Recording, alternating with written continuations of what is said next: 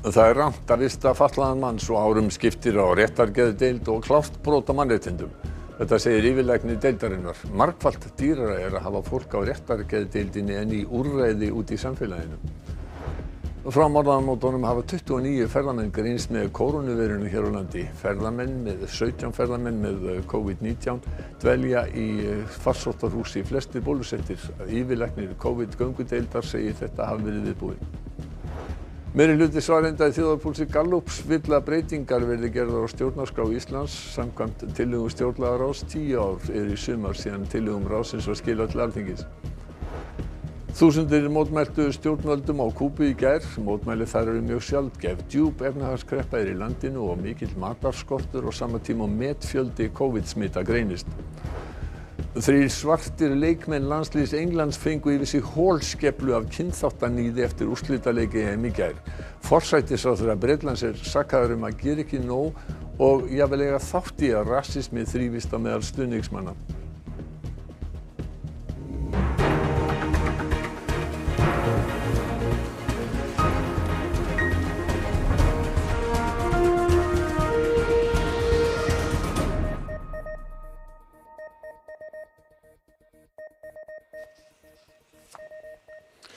Gott kvöld. Yfirlæknir réttargeðdeildarinnar á Kleppi segir réttindi brotin á manni sem situr fastur á deildinni vegna úrræðaleysis kerfisins.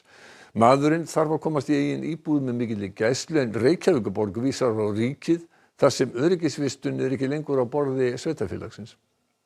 RÚV greindi frá því í gærkvöld að ríflega 30 karlmaður með mikinn heilaskaða og flogaveiki hefur verið lokaður inni á réttargeðdeildinni á Kleppi síðan haustið 2017. Hann hlaut þá dóm fyrir líkamsárás en var sýknaður 2018 og metinn ósakhæfur. Ættingjar mannsins hafa barist lengi fyrir því að honum verði komið í viðeigandi úrræði þar sem hann nýtur meira frelsis og fær þá þjónustu og þau mannréttindi sem honum ber. Framkvæmdastjóri Geðhjálpar segir lög og mannréttindabrot framin á manninum. Yfirlæknir réttargeðdeildarinnar tekur undir þetta. Fyrir 2 árum hafi verið orðið alveg skýrt að hann þyrfti nauðsynlega að komast í annað úrræði og heimild til þess fékkst fyrir dómi. Hann segir löngu orðið ljóst hvers konar úrræði maðurinn þurfi.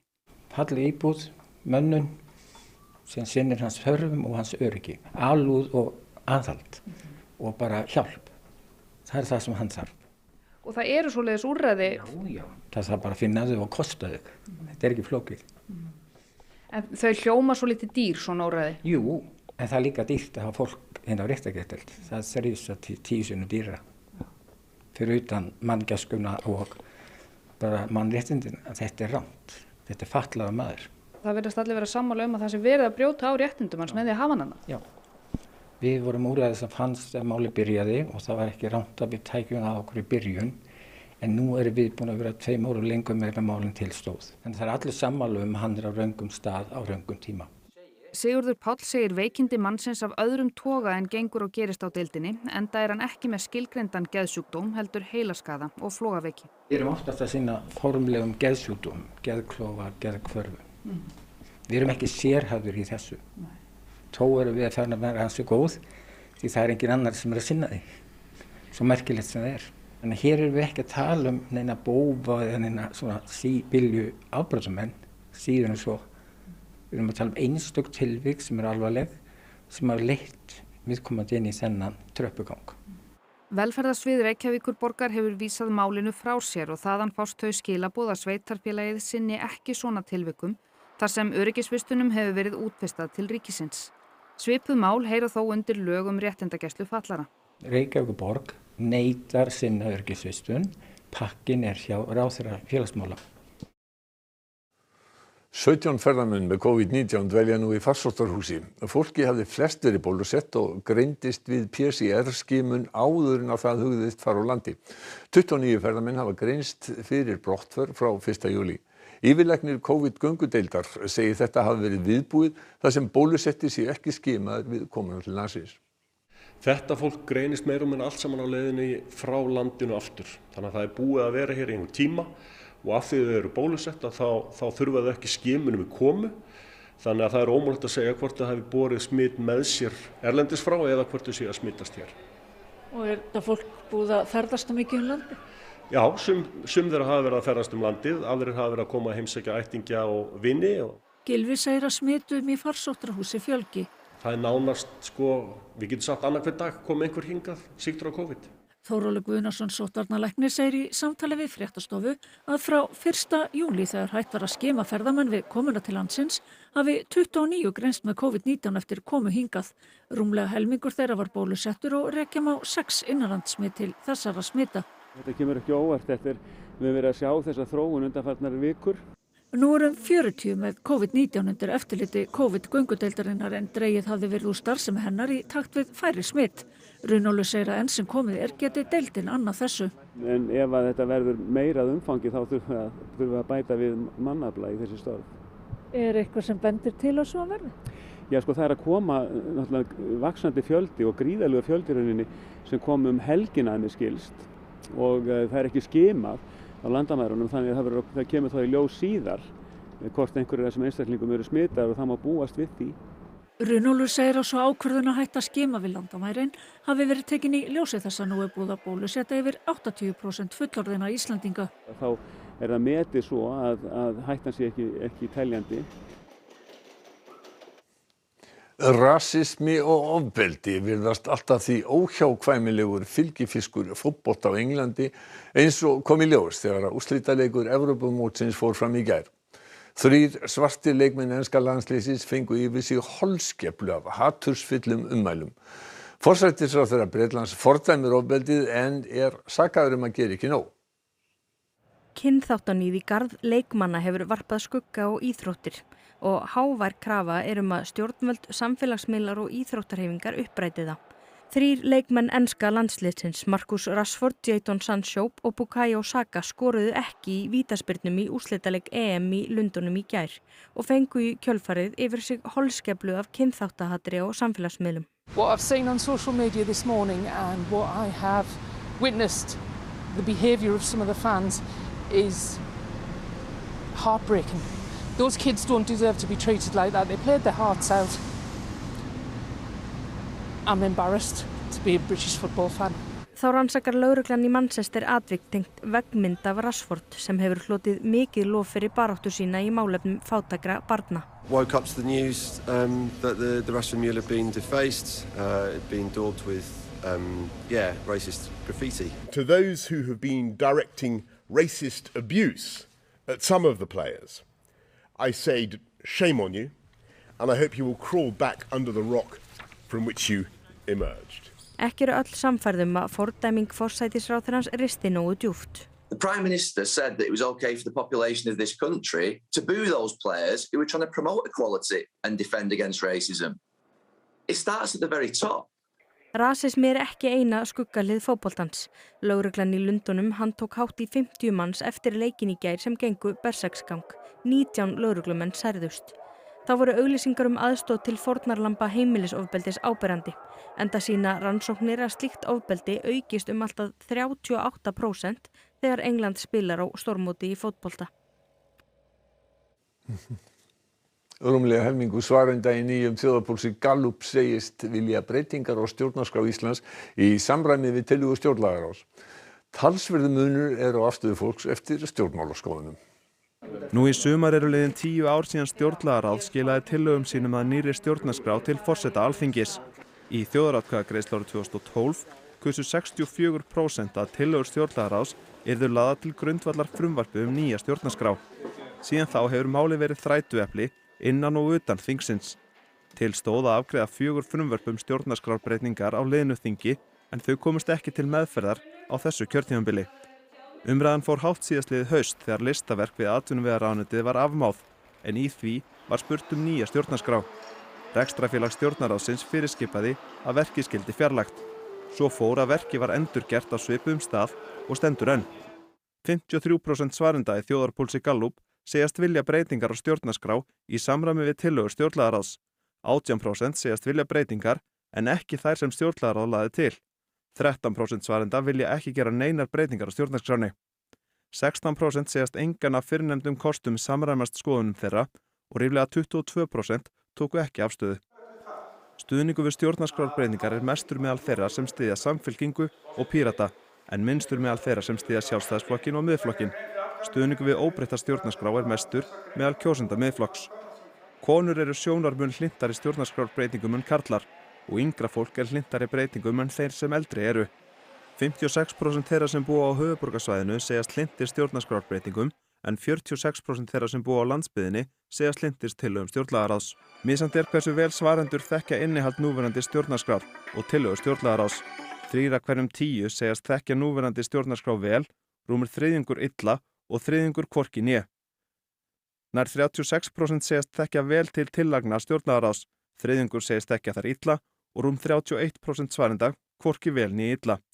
Nánar má lesa framkvæmd könnunarinnar á rúv.is. Já, kaflarnir í þessu stjórnarskrármáli eru orðnir æði margir og þeim á eflaust eftir að fjölga enn frekar. Hjá mér hún Valgerður Björk Pálsdóttir, þú ert stjórnmálafræðingur og ert að vinna doktorsverkefni stjórnarskrármálið í heild sinni. Svona með tilliti til niðurstöðu þjóðarpúlsins, líklegt að þetta mál verði fyrirferðarmikið í kosningabaráttunni í haust? Já, en kannski ekki endilega út af þessar nýju skoðanakönnun, af því að ár eftir ár höfum við verið að sjá þessar tölur. 50–60% svarenda segjast styðja drög stjórnlagaráðs, nýju stjórnarskrána. Þannig að ég held að séu aðrar ástæður okkur þetta verður fyrirferðarmikið í kosningabaráttunni og það dagskrárvald hagsmunahópa. Og við höfum séð síðustu 2 ár í þessu stjórnarskrármáli gríðarlega öfluga hagsmunabaráttu stuðningsfólks nýju stjórnarskrárinnar. Þeim hefur tekist að vekja athygli almennings á þessu máli með samfélagsmiðla herferðum þar sem þau náðu meðal annars mjög vel til ungs fólks og þau náðu til dæmis að safna 43.000 undirskriftum til stuðnings nýju stjórnarskrárinnar, þannig að ég efast ekki að þau náðu að setja þetta mál á dagskrá núna í komandi kosningabaráttu. Svona almennt séð virðist vera stuðningur við þessar tillögur en það endurspeglast ef til vill ekki í fylgi flokkana, þar að segja flokkar sem hafa sett þetta mál í öndvegi, þeir eru ekki endilega stærstu flokkarnir. Hvað segir það okkur?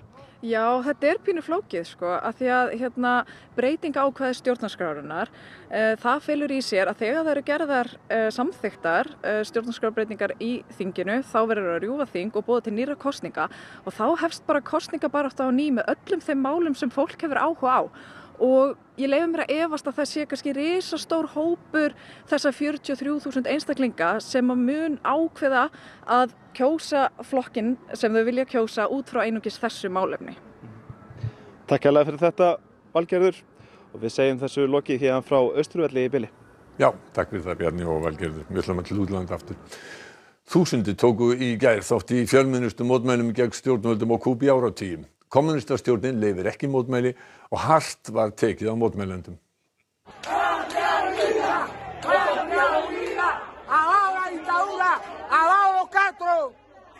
Mótmælt var víða landið og þykja það töluverð tíðindi því mótmæli tíðkast ekki og eru raunar stranglega bönnuð.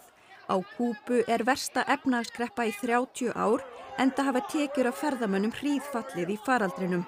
Mikill skortur á mat og matarverð hefur hækkað upp úr öllu valdi. Einnig rafmagnslaust marga klukkutíma á dag.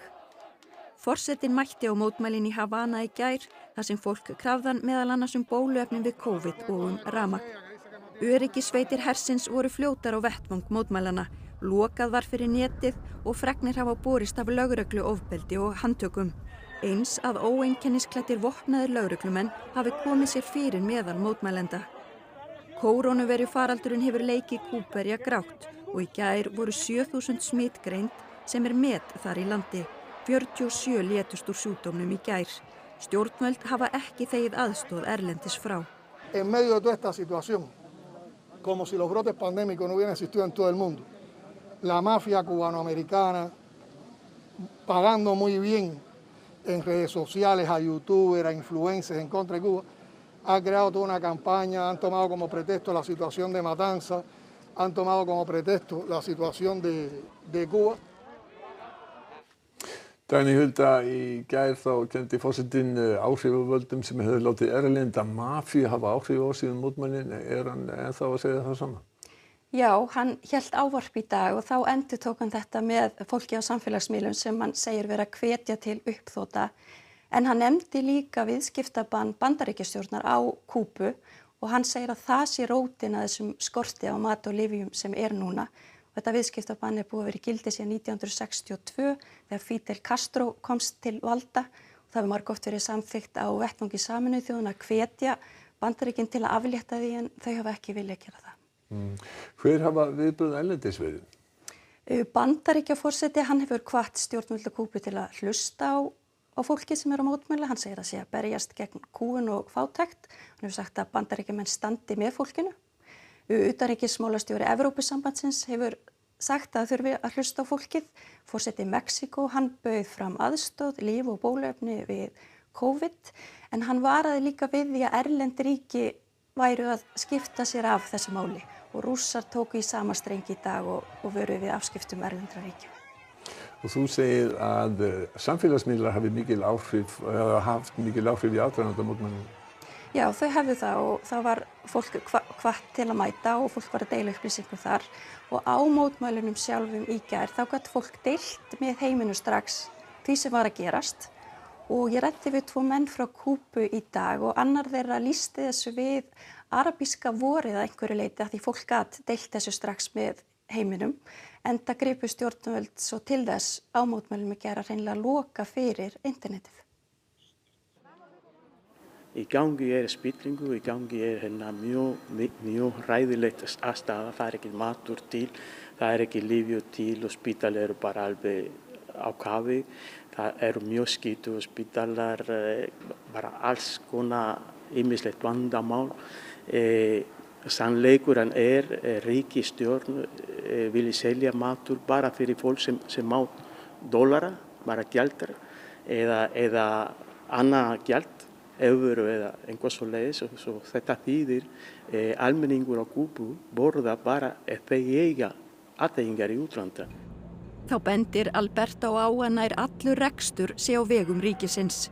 Nóg sé að fiski við Kúbu en að sjómönnum sé bannað að selja sjálfir afurðir sínar. Nú sé fólk komið með nóg að kerfinu og vilji lýðræðislegar kosningar. Kúbería þolir ekki lengur. Það bara þannig.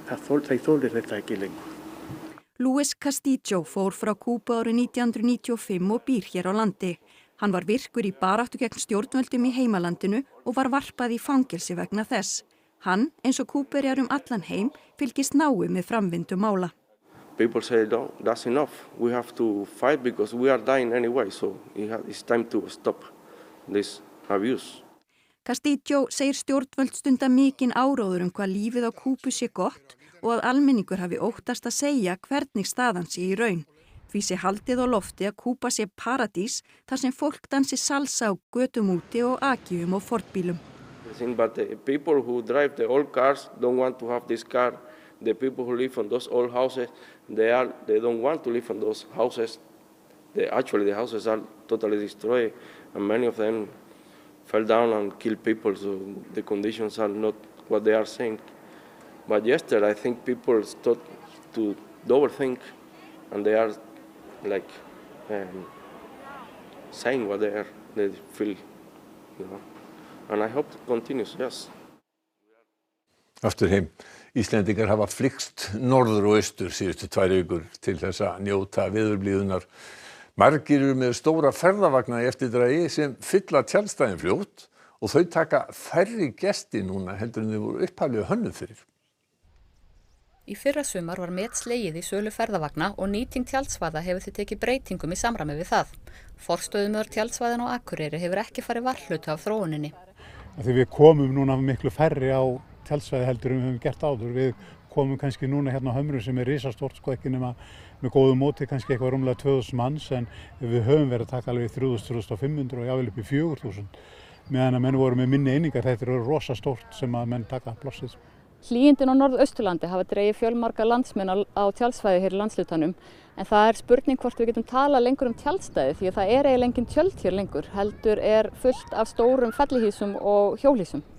Mikill munur að vera í alvöru hjólhýsi í staðinn fyrir litlu kúlutjaldi. Þetta bara svona hótel, svona 5-stjörnu hótel á hjólum sko. Gestir tjaldsvæðana reyna flestir að koma ekki of seint kvöld til að vera vissir að ná góðu stæði. Við erum alltaf komin í algjöru paníki, frekar seint og við vorum ekki viss hvort við fengjum rafmagn, þannig að við vorum að drífa okkur að leita rafmagni og völdum ekkert svakalega góðan stað fyrir sólina. Við erum eiginlega búin að vera í skugga hérna bara allan tíman, en við færum okkur alltaf bara þangað í sólbað þegar sólin er. Rafmagnsþörfin er mikil og Tryggvi segir að fjölga þurfi mjög rafmagnstengingum. Við getum bara ekki fjölgað nema að fá nýja spennistöð og allt mögulegt. Við erum að byggja nýjar tjaldflatir og í tengslu við það þá þarf að auka rafmagni hérna frá, þannig að svo koma rafmagnsbílarnir að það verður að fara í það að auka rafmagni. Þetta er eins og sveitafélag. Og nú á að vera áfram fínasta veður. Er það eitthvað sem gleður eða eru þið búin að fá nóg af gestum? Nei, við fáum aldrei nóg af gestum, allir velkomnir. Já, áfram fínasta veður, ekki alls staðar. Við skulum fara aðeins yfir veðrið. Sunnan kaldi eða strekkingur vestan til á landinu en hægari fyrir austan, skýjað og skúrir sunnan og vestanlands og hiti 10-15 stig. En bjart veður á norður- og austurlandi og hiti víða 15-22 stig. Hrafn Guðmundsson veðurfræðingur fer nánar yfir veðurhorfurnar að loknum íþróttum og það er Eva Björk Benediktsdóttir sem sér þær í kvöld. Stuðningsmenn Englands voru til vandræða fyrir og eftir leik, en Ítalir fögnuðu titlinum framundir morgun í heimalandinu. Og allt galopnaðist í úrslitaeinvíginu í NBA-deildinni í körfubolta í nótt. Þá mættust Milwaukee Bucks og Phoenix Suns í þriðja leik einvígisins. Helstu atriði fréttanna hjá okkur. Það er rangt að vista fatlaðan mann svo árum skiptir á réttargeðdeild og klárt brot á mannréttindum. Þetta segir yfirlæknir deildarinnar. Margfalt ódýrara er að hafa fólk á réttargeðdeildinni en í úrræði úti í samfélaginu. Margfalt dýrara. Frá mánaðamótum hafa 29 ferðamenn greinst með kórónuveiruna hér á landi. 17 ferðamenn með COVID-19 dvelja í farsóttarhúsi, flestir bólusettir. Yfirlæknir COVID-göngudeildar segir þetta hafi verið viðbúið. Meirihluti svarenda í þjóðarpúlsi Gallups vill að breytingar verði gerðar á stjórnarskrá Íslands samkvæmt tillögum stjórnlagaráðs. 10 ár eru í sumar frá því að tillögum ráðsins var skilað til Alþingis. Þúsundir mótmæltu stjórnvöldum á Kúbu í gær. Mótmæli þær eru mjög sjaldgæf. Djúp efnahagskreppa er í landinu og mikill matarskortur á sama tíma og metfjöldi COVID-smita greinist. 3 svartir leikmenn landsliðs Englands fengu í vissu holskeflu af kynþáttaníði eftir úrslitaleik EM í gær. Forsætisráðherra Bretlands er sakaður að gera ekki nóg og eiga jafnvel þátt í að rasismi þrífist á meðal stuðningsmanna. Næstu fréttir í sjónvarpsútvarpi klukkan 10 í kvöld. Vefurinn alltaf uppfærður allan sólarhringinn. Við minnum líka á RÚV-appið fyrir snjalltæki en þessum fréttatíma er lokið og verið sæl.